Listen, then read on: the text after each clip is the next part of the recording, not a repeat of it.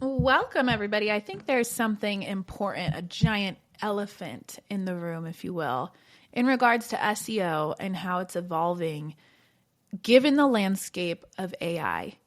There is so much tension between SEO and authenticity, right? You have AI versus authenticity, and there is this tension that's showing up because AI allows us to create content at an exponential rate, do it faster than ever. We can write blogs faster than ever, but if it goes unchecked, that authenticity piece gets lost. And you actually in the data are seeing that AI written content without any human intervention actually is struggling to rank when it's stacked up against human edited authentic work. Now, that's just when you're looking at Google rankings. I think this conversation of SEO is very rapidly evolving, and that's why I wanted to make an episode about it today because, many of you guys have noticed when you go to Google today, right? It's November 2025, almost December. When you go to Google today, the very first thing that comes up anytime you search almost anything is Gemini's summary of the search results. Even if you go out there and you say, who's the best podcasting agency? Who's the best realtor in the area? The best dentist? Even Gemini is summarizing everything at the top, and it gives you like 3 to 5 recommendations. ChatGPT, it's giving recommendations. And as a human society, we are so prone to going to Google, right? But people are starting to lean on ChatGPT and the like more and more, where I absolutely see this bridge being built between Google search and AI search. We'll call it like a chat search for people to work with and for companies to hire and for brands to buy from. Because when you look at ChatGPT specifically, these chats are getting to know the end user really well. And the longer the user uses the chat, right, it gets to know that person deeper and deeper. It gets to know how they think, what they're looking for, how they prioritize. Depending on how much information we're sharing with these chatbots, it's a matter of it's telling us what we need, which is kind of creepy, right? But at some point, it's going to know us so well where, it probably will give us the best recommendation for who to work with. For instance, if I have a family, say I have 2 little kids, I do. So if I am looking for a realtor and I didn't already have an amazing realtor, the chatbot is going to, the ChatGPT is going to look for, okay, scrap that because I feel like this is a highlight that I want to pull. So I don't know. Can I mark it? Hold on. Mark clip. Okay, cut that part. I'm going to start that part over. So say I am in the business. Scrap that part too. Say I am in the market to buy a new home. I have a family. I have 2 little kids. So I am looking for a realtor who can really support a family and know what it's like to find a family home with the yard, with this, with that. Well, when I go to chat and I say, what kind of realtor should I work with to get the best house? Well, chat's searching the whole internet and they're searching specifically for that niche type of realtor.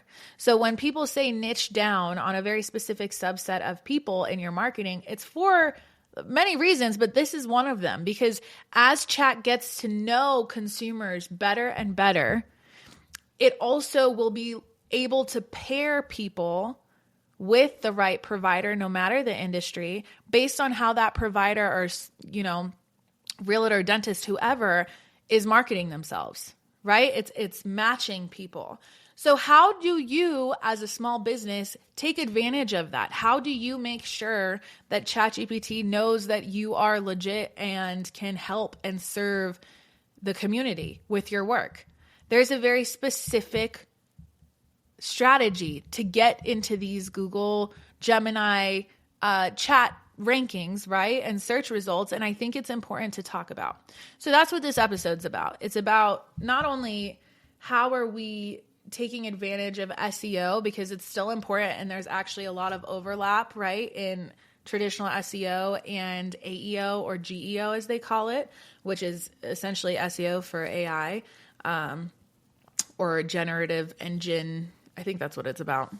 Keep me honest. Y'all can get in the comments and correct me. So ultimately, this is an important topic where if you jump on this now, and I mean now, today, because this is happening so fast. This isn't something that you're like, oh, let's put it off till January. It's like, how do we start this conversation today so that we can take advantage of this steam engine that's rolling through called AI and AI search? Okay, so number one, I think it's important to come back to the basics of SEO because that builds ultimately like the building block of the whole conversation, whether it's SEO or GEO. Now, one thing to start with is that content quality is king. A lot of people think if I post a blog every day, that's going to help me. Listen, this is not social media. This is GEO and SEO, which means they are looking for highest quality content that can serve and help the end user. So if you're out here writing a million blogs, I mean, this is old news. I really hope nobody's doing this. If you're out here writing blogs with AI and putting it out, you're doing the opposite of what you're trying to do. It's actually probably going to hurt your SEO ranking. It's going to hurt your GEO and AEO ranking because there's so much more of that out there. Now, EEAT, this is the acronym that you got to remember because it's the stilts of everything as far as ranking. It stands for experience is the first E, expertise is the second E, authoritativeness, and trustworthiness. When you can have those four pillars that hold up your brand across the board, so your website shows and talks about it, your social media, you're going and getting media coverage, you're showcasing your authority and thought leadership, and trustworthiness. I think this is where the AI piece comes from, because when you are only using AI to write stuff, Google and all these engines can recognize that. And do they trust it? No, because they know that you didn't write it.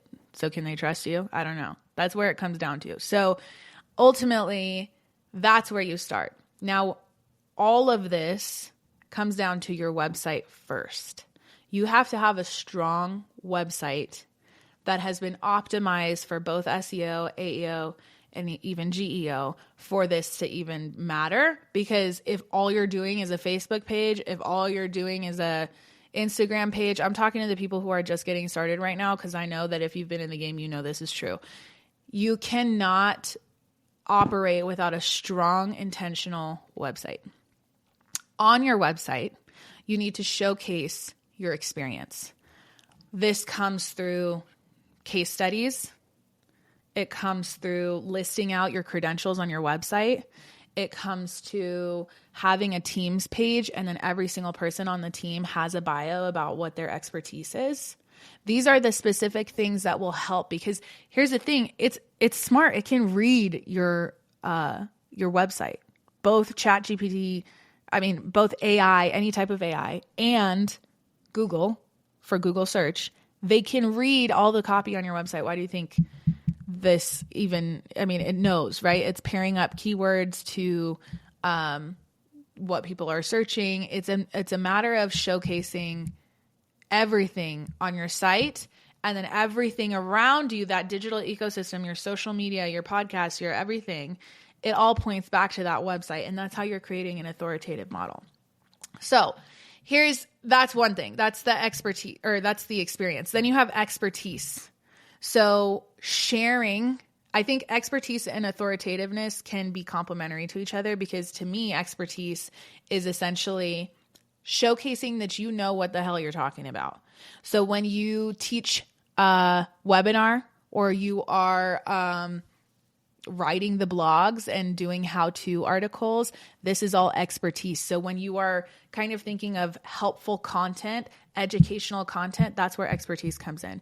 If people can come to your website and it's essentially like a library of a how to do XYZ, that showcases expertise to all the platforms and helps your ranking. Number 3, authoritativeness. Let's go. This is my favorite conversation because many of you probably haven't even heard of the term authority marketing unless you've been in our sphere with Nobler Media. Authority marketing is the ticket to the future of business because ultimately personal brands persevere. When you have somebody's face come out of the corporation, you build 12 times more trust with your consumer than you do if it's just a logo. That's how it is. So when you talk about authoritativeness, yes, there's brand authority, but then there's also personal brand authority. And this, when it comes to small business, this is one of the things that can move the needle the most for you. So if you're not already building your personal brand, and if you don't want to, then find somebody on your team that might want to, because this will be helpful to you. When you are posting consistently on social, when you are guesting on podcasts, maybe you start your own podcast. This podcasting, you guys, hold on, let me take off my glasses because this is a conversation that we need to have. Podcasting is not about just creating content at scale and hopefully getting a bunch of listeners and hopefully making it on. Like, yes, all of that is very important. All of that, you don't want to have a shitty podcast. Like, hopefully if you start a podcast, you actually have something to say, because if nobody's listening, you're just spinning your wheels, right? But I think the biggest thing to understand about podcasting is that it is very multifaceted. You have one conversation, that conversation kills like 20 birds with one stone, not only because you are creating content at scale, because one conversation can be repurposed into a million things, into a blog, into social media, into a YouTube channel. But beyond that, the authority that comes with hosting a podcast, the authority that comes with guesting on podcasts, the authority that comes from being a person who speaks about a given topic. This doesn't just, it's not just like the intangible soft element of how your audience perceives you. Yes, it also helps in that sense. It helps with your brand authority, right? People taking you seriously, trusting you. But to the engines, to Google, to ChatGPT, to Gemini, when your brand has a podcast and is putting out this content that is making projections and leading thought and sharing perspectives, and then in addition to that is gaining traction and being shared and has all these backlinks that point back to your website with every single episode. Listen, if you know what backlinks are, then this one's for you. And let me just give a high level. A backlink is links from other websites that point back to your website. So if my website gets listed on Forbes and people can click a link on a Forbes article that points back to Nobler Media, that's a backlink. Okay, listen. Every single podcast episode that you put out, you can put in the description your links to your website, to your landing pages, to wherever you want to drive traffic to. That one episode gets distributed to Apple Podcasts, Spotify, YouTube, iHeartRadio, Amazon Music, so many different platforms. So at least 10. So then you think about every episode's going out with all these links. I have 20 episodes in a season. And it's going out to multiple platforms. How many backlinks are you getting on a regular basis to your website? It is a golden ticket for SEO, for GEO, for AEO. Having a podcast is a huge strategy for that purpose. It's a huge strategy for creating content at scale, and it's a huge strategy for business development, because when you sit down with people who are your ideal partners, who are your ideal clients, and you get to actually have a conversation that's not around sales, it's just about getting to know each other. It's a deeper level of networking and relationship building than you will find anywhere else. So that's my spiel about podcasting, because if you really look at these strategies of how to rank on chat, podcasting is a golden ticket. It's just a matter of, do you have the appetite to do something like that, right? Because it's not just like, oh, I'm going to start a podcast. Like if you're going to start a podcast, you need to consistently record. It needs to become a part of you. It needs to become a part of who you are. And I also am hearing and exploring. We are exploring it because we explore everything with AI. We geek out over AI over here, guys. But we're exploring how somebody could take a clone of themselves and create a podcast with a clone of themselves. So it's actually not them talking. It is how, like, we train the clone on your voice, your audience's issues, and one interview with a client turns into a completely AI produced podcast. Now, I have questions. I know agencies that are doing this right now. And from what I've seen, clones are almost there, right? But it's also a matter of, I personally can tell when something is not a human and it's AI generated. There's some that are harder to tell, and it's going to get more and more difficult to be able to distinguish the difference between AI videos and clone and like humans and talking head videos and real people. But the matter of fact is that a majority of humanity is very resistant to AI. And if they sniff that you are putting out a video that you are pretending it's you, but it's not you, I genuinely believe that's going to really hurt you, because people are not trusting you. They won't trust you. I mean, I say this now, but I do believe that it's going to get there fairly quickly, where you won't be able to tell the difference between, is this Parisa talking or is this Parisa's clone talking? It's going to get there. But as of right now, I am not 100% sure that it is there, just based off of the platforms that I've explored. The ones that I have explored are HeyGen, and I think that's the one that's closest. I haven't dug too far into it to train it and teach it, but when I made my clone, it made me sound like, I'm so sorry to say it, but like a 50-year-old lesbian lady over here talking like, hey guys, I am just, I don't even know. It wasn't even like, it had the same hand gestures. I don't like it. It wasn't me. It wasn't me. And you know what? Nothing against 50-year-old lesbians. I love y'all. Some of my best friends are. But for Parisa, it just like made my voice so deep. It made my like mannerisms like, and maybe that's how I talk. Who knows? Maybe I need to do some self-reflection after this. I digress. So let's get back on track. So I'm looking at how have we evolved over the years? How are we going from SEO to GEO? Well, it's very apparent. And as soon as you turn on your receptors to it and you start looking at, okay, the way I was finding my businesses that I wanted to work with before is evolving. The way I found the information before AI, it's different now. For me, it's different because I use ChatGPT a lot. I use it for like looking at how do we, what's going on with my health, all the way to what's going on with, how do I address this as a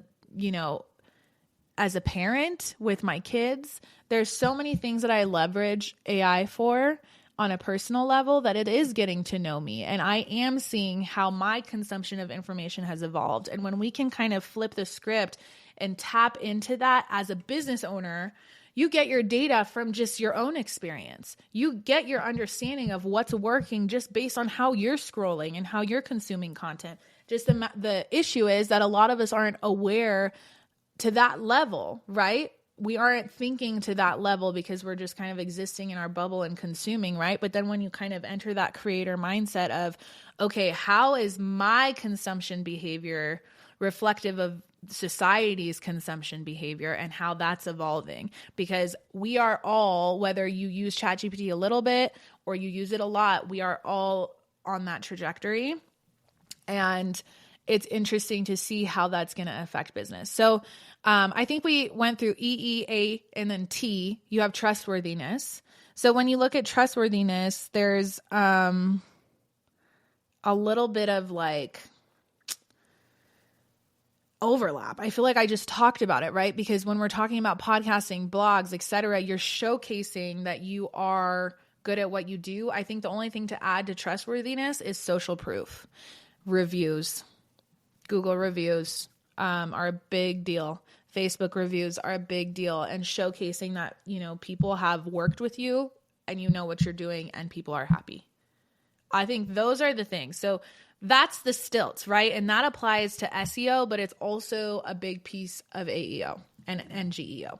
Okay, now let's kind of fast forward, because there are very specific things that you can do very easily as far as your code. And this one's for the developers out there. So I'm not a developer by any means, so I'm probably going to sound very vanilla as I talk about this. All I know is that after joining this incredible mastermind, it's called Optimus. I would highly recommend you guys check it out. It's how are we as business owners preparing our businesses for AI? Okay. And it's everything around what are the best platforms? How do you use it? It's everybody kind of, I think he called it, Brad Hart is the founder, he called it tribe coding, where we all code and build together. Now, what I understand of a schema, it is a block of code that you put on every page of your website. And the schema connects your website to these LLM learning language models. So it's like the bridge between ChatGPT and your website, between Gemini and your website. So the thing is, it's a custom code for every page of your site. So if you were to go, they built an app called, I think it's SEO Panda. They built it on Replit. So it's, you know, I would just go to Optimus Mastermind and inquire, because that's where you will probably find it from. But that's where we get our schema codes. And ultimately, you're plugging in your website, and then it creates a schema code for you, and you take that code and pop it into the backend HTML of your website. And it works. Between that and your EEAT, right? Your strategies there, podcasting, authority marketing, all of that, it works. Because if you go look at Noblier, for instance, best podcasting studio in Parker, Colorado, we come up in all these search engines, right? And now it's just a matter of how do we expand that beyond just Parker, and that becomes the game. So it's a beautiful time to really start taking this seriously, because if it's essentially like learning about the power of SEO a year before it became common knowledge. That's what you're sitting on. So I highly encourage you, if you are of the mindset of anti-AI and you are in business, you need to get the fuck over that, because you're going to get steamrolled. You're going to go out of business if you are not evolving with the times and taking advantage of what's actually real. That's just a tough love, hard truth. So hopefully this episode is helpful to you all. I appreciate you guys listening. If you guys have questions, our contact information is in the show notes. Don't hesitate to reach out to me. I'm an open book. I also would love to invite you to apply to be on the show. We are looking for new guests to join us. If you are somebody who really believes that you have something to add to the entrepreneur circle community that is full of businesses, big and small, who want to scale, I would love to have you on the show. So take a look at the show notes. There's lots of resources for you there, as well as the application to join me and have a conversation. And hey, if you guys start on your AI journey, and specifically related to how you're ranking on ChatGPT, I'd love to hear how you're doing it. There are so many other strategies on how to do this, but I think I nailed the first few, and hopefully it was very, very helpful to you all. So thanks for tuning in. We'll catch you on the next episode. Bye, guys.